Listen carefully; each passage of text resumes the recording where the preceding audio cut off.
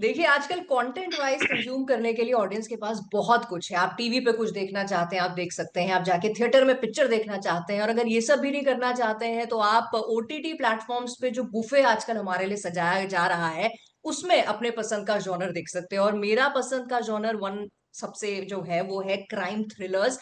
और Z5 ऐसा ही एक क्राइम थ्रिलर जनावर हमारे लिए लेकर आ रहा है, जिसके बारे में इसके लीड एक्टर, नॉट फर्जी एट ऑल एक्टर, टैलेंटेड भुवन से हम बात करेंगे। और दिल से हमेशा इनसे बात होती है, आज भी वही उम्मीद है। तो सबसे पहले भुवन, बहुत बहुत स्वागत पंजाब के स्ट्री नवोदय टाइम्स में एक बार फिर से। Thank you Nidhi ji, how sweet. बहुत मजा आया आपसे फिर से मिलके। मुझे तो अभी भी याद है हमारी पिछली कॉन्वर्जेशन। और बात अगर दिल से ना हो तो वो बात करने का फायदा क्या है।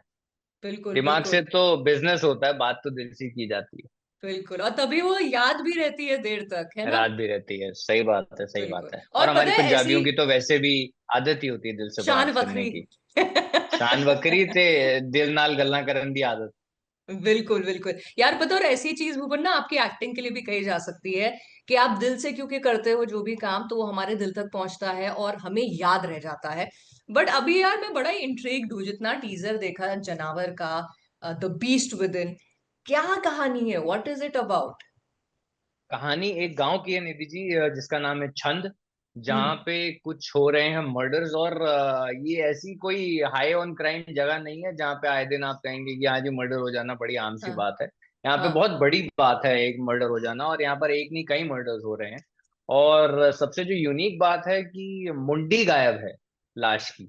और ओके। उसकी खोज के चक्कर में ये पूरा शो चल रहा है। जो हमारा कैरेक्टर है हेमंत कुमार, जो कि खुद ही एक बहुत ही डिस्क्रिमिनेटेड छोटी कम्युनिटी का हिस्सा है, जो बड़ी मेहनत करके यहाँ तक पहुंचा है।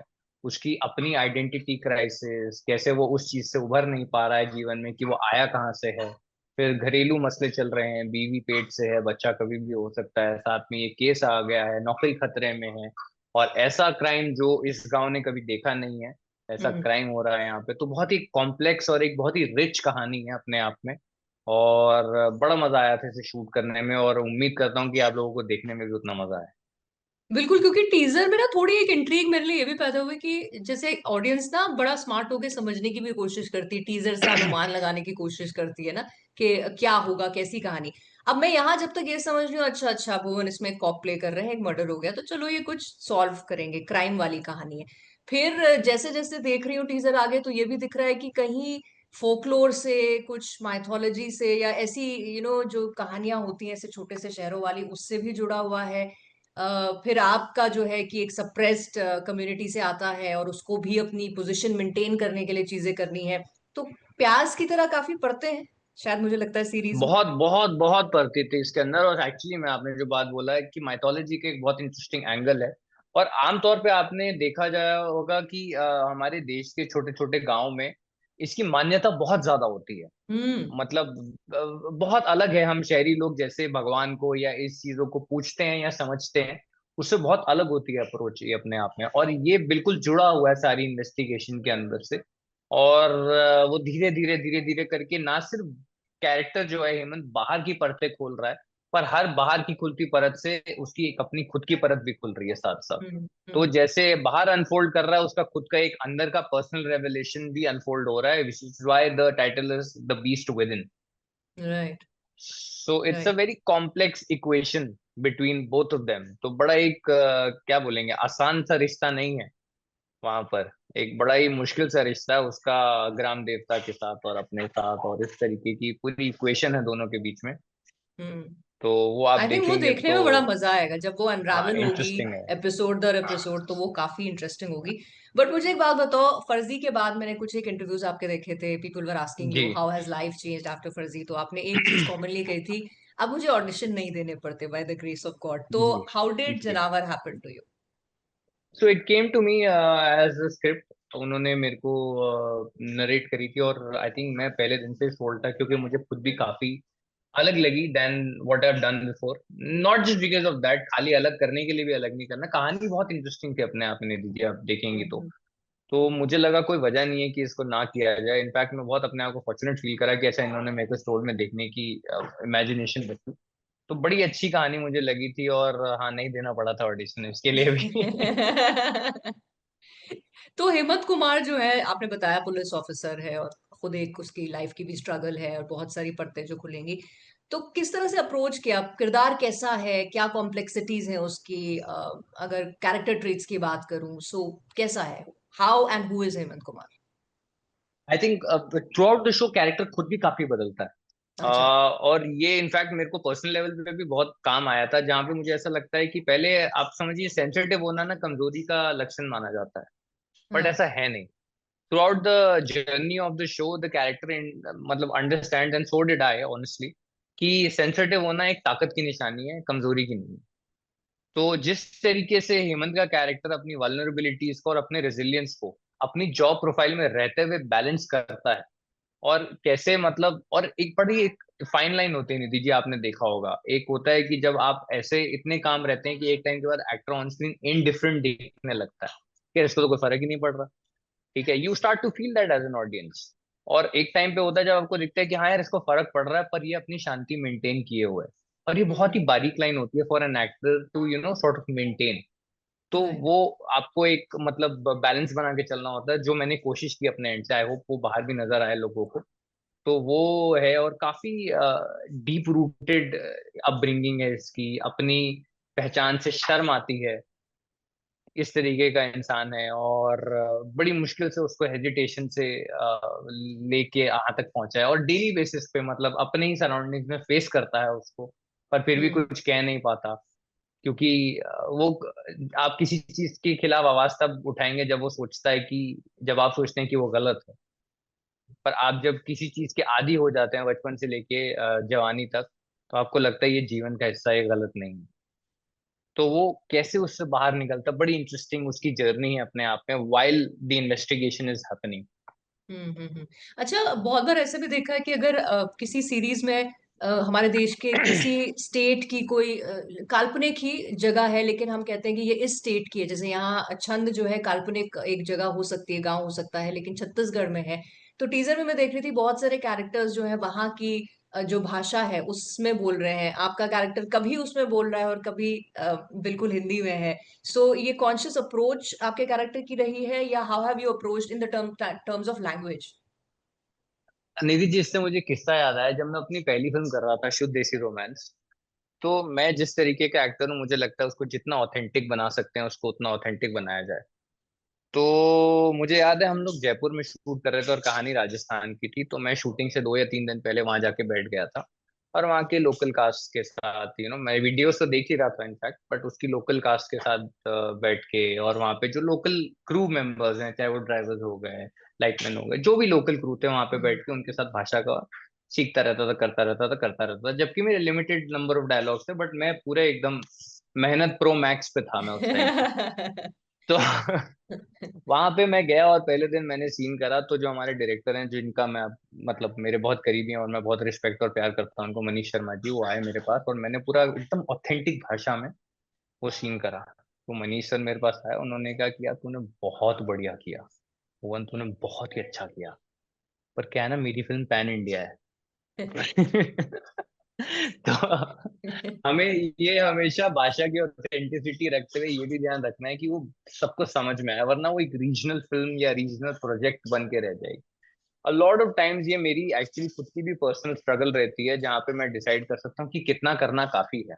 जैसे हाँ। आप मेरा प्रीवियस वर्क भी देखेंगे, उसमें भी आप जैसे, चाहे वो फसी हो गया, चाहे वो दुपहिया हो गया, there is always a hint of language that we, जैसे दुपहिया में बिहारी हो गया है, फर्जी में बम्बैया हो गया, तो रखना है। लेकिन ये ध्यान रखना है कि शो पूरे हिंदुस्तान में देखना है, सिर्फ उस पर्टिकुलर रीजन में नहीं। तो वो बैलेंस करके चलना होता है, तो उतने यूज करना चाहिए जो ऑथेंटिक भी लगे और सबको समझ में भी आए। पर हाँ। ऐसे नहीं इंडल्जेंट, नहीं तो then you are indulging in right, the right. Craft. और एज एन एक्टर आप कह रहे हो कि नहीं, मैं आप दिखाता हूँ मैं क्या क्या कर सकता हूँ। हाँ, हाँ, हाँ।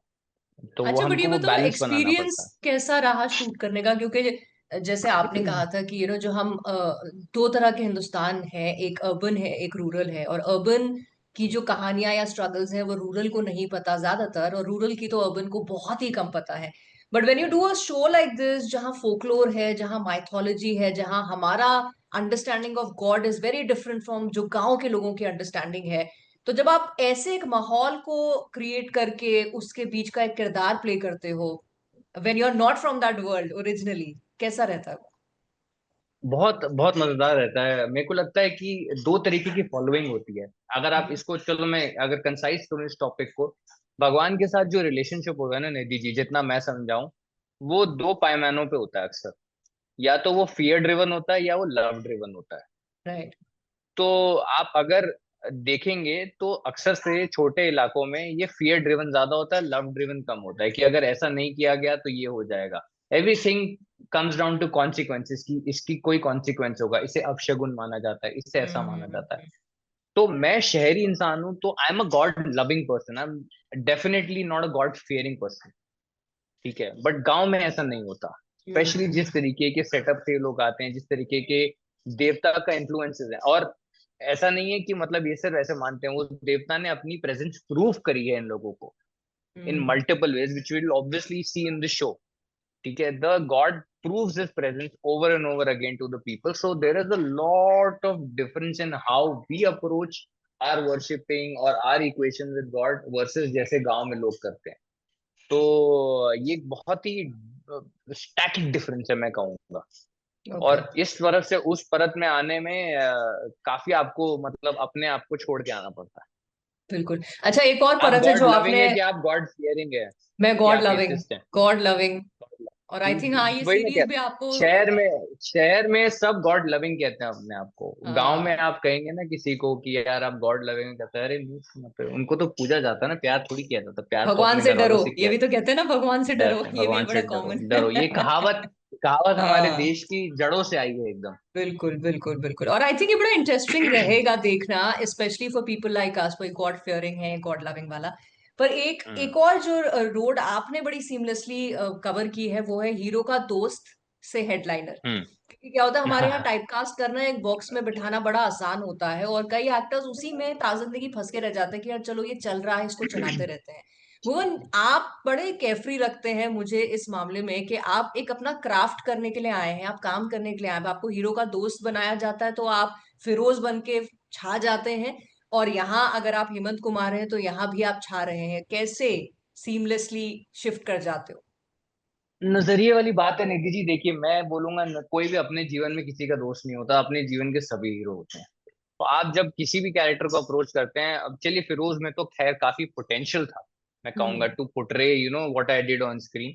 जब मैं छोटे से छोटा रोल भी करता था, मेरी पहली फिल्म अगेन जैसे शुद्ध देसी रोमांच की, मैंने उसमें भी कभी ये सोचा नहीं कि यार मैं इस कैरेक्टर का दोस्त प्ले कर रहा हूँ। मैं तो अपनी लाइफ का हीरो खुद ही हूँ ना। तो मैं अपने आप को कहानी से अलग भी देखना पसंद करता हूँ। मैंने अप्रोच रोल कि मेरी अपनी लाइफ क्या है, मेरी अपनी आइडेंटिटी क्या है। कि फिल्म तो अब 2 ही घंटे की होती है, या शो तो 6 7 8 घंटे का ही होता है, जितने भी घंटे हम्म। का वो बनाया जाए। पर उसके अलावा भी तो एक जीवन होता है ना। तो एक्टर कैसे उस जीवन को अप्रोच करता है, बहुत डिफाइन करता है कि वो स्क्रीन पे कैसा नजर आएगा, कि वो दोस्त रह जाएगा क्विंटेसेंस। और ऑल्सो आई फील दैट कि इसमें ना मेकर्स का बहुत बड़ा हाथ होता है कि वो कैसे पोर्ट्रे करते हैं ऑन स्क्रीन। और मैंने ऑनेस्टली किसी भी रोल को ऐसे बहुत अलग तरीके से नहीं देखा। मैंने हेमंत को भी उसी ऑनेस्टी से किया जिससे मैंने फिरोज को किया था, या फिर दुपहिया में अमावस को किया था, या फिर सड्डी में अपने कैरेक्टर को किया था। मैं हर रोल को वैसे ही अप्रोच करता हूँ, और मेरा प्रोसेस है कि वो मुझे फॉलो करना ही करना है, चाहे मैं 1 मिनट के लिए आऊंगा, चाहे मैं 1 साल के लिए आऊंगा, उससे मुझे कोई फर्क नहीं पड़ता। नहीं एंड तो आई थिंक इट इज मैं, मुझे एक्टर्स। ऐसा लगता है, नहीं, काम से धोखा हो गया फिर, और मुझे लगता है ये एक ही चीज है जो मेरे पास एक है, और इससे भी अगर धोखा करने लगूंगा तो फिर मामला गड़बड़ा जाएगा। और पता है, मुझे ऐसा लगता है भुवन, आप ही जैसे एक्टर्स हैं जो ये सोच रखते हैं, जिनकी सस्टेनेबिलिटी और रिलेटेबिलिटी जो है लंबे समय तक भी चलती है, क्योंकि वो हीरो के रोल में भी अच्छे लगते हैं और हीरो के दोस्त के रोल में भी वो अपनी छाप छोड़ जाते हैं। So may you continue to do that. But यार ये बताओ कि किस तरह के रोल्स आप करना चाहते हो, समथिंग कि आपको दिल से ख्वाहिश हो कि यार ऐसा भी तो कुछ ऑफर करो, ये भी मेरा पोटेंशियल है, ये भी कर सकता हूँ। मैंने पहले भी काफी दफा कहा है निधि जी, मैं चाहता हूँ कि अच्छी सुपर हीरो फिल्म बने यार। हमारे पास larger than life super hero film की कमी है। तो हम्म। मुझे चाहिए कि यार एक अच्छा ensemble जैसे एवेंजर्स बनाई जाती है वेस्ट में, वैसे इंडिया में भी कुछ ऐसा बने। और सत्ते पे सत्ता जैसी एक फिल्म है, अच्छे ensembles बने वापस, और वो सब करने में मुझे मजा आता है। मुझे मल्टी डिमेंशनल स्टोरीज करने में मजा आता है बहुत ज्यादा। राइट। और सुपर हीरो फिल्म एक डेफिनेटली जॉनरा है जो मेरी विश लिस्ट में है। और मुझे एक बहुत ही एकदम कहते हैं ना ओल्ड स्कूल रोमांस वाली फिल्म कहते हैं ना, वो करने में बहुत मन है मेरा। कि राइट। जैसे सो आई रियली होप कि ये सारे सत्तर के प्रोजेक्ट्स आपके पास आए। दशक में 70 के दशक में जैसे दिखाया जाता था, वैसे हाँ, वाला रोमांस अगर मेरे को करने को मिले तो बड़ा मजा है। 2025 में 70 वाला प्यार इंटरेस्टिंग रहेगा ये देखना। बड़ा बड़ा अच्छा बनेगा, मैं बता रहा हूँ। हाँ राइट, बिकॉज वही है ना, हम अभी भी तो पुराने गाने सुन के नॉस्टैल्जिक होते हैं, नए गाने सुन के नहीं होते। मेरी मैं तो मेरी प्लेलिस्ट में सबसे पहले आपको किशोर कुमार जी के गाने हाँ वही मिलेंगे। ना, ज्यादातर। और पता है बहुत सारे एक्टर्स हैं जिनसे मैं ये सवाल पूछती हूँ, तो one of the answers is कि यार वही सुपर हीरो वाली। तो I think it is about time कि ऐसा कुछ मेकर्स हमारे देश के लिए सोचे, बिकॉज बहुत सारे एक्टर्स रेडी हैं वैसे पार्ट प्ले करने के लिए। एब्सोल्युटली, और मुझे लगता है कि हमारे में बहुत पोटेंशियल है। हमारी टेक्नीशियंस वेस्ट में हम्म। जाके इतना बेहतरीन वीएफएक्स, इतना बेहतरीन काम कर रहे हैं, तो व्हाई नॉट? हमारे पास किसी व्हाई चीज नॉट। की कमी नहीं है। आई थिंक व्हाई हमको not. We should collectively tell Zee5 to make a super hero film and cast me in बिल्कुल। बिल्कुल, अभी let's throw it out in the universe, interview के जरिए Z5 को भी थ्रो कर दिया है। And let's hope next it. Interview हम ऐसे किसी प्रोजेक्ट के लिए कर रहे हो। बट लास्ट क्वेश्चन भुवन, बहुत सारे क्राइम थ्रिलर्स और इस तरह के जॉनर पे हमने सीरीज देखी है, जनावर को what sets apart from what we have seen so far? Because it is not just a crime thriller. That is what sets it apart. It is a culmination of a lot of things. Crime thriller, इसको एक बहुत ही छोटे bracket में डाल देना होगा. It is not just a crime thriller. Crime is happening. That is also an essential part of the story, but it is not just about the crime and the investigation. It is about a character's evolution. It is about a journey of discovering oneself.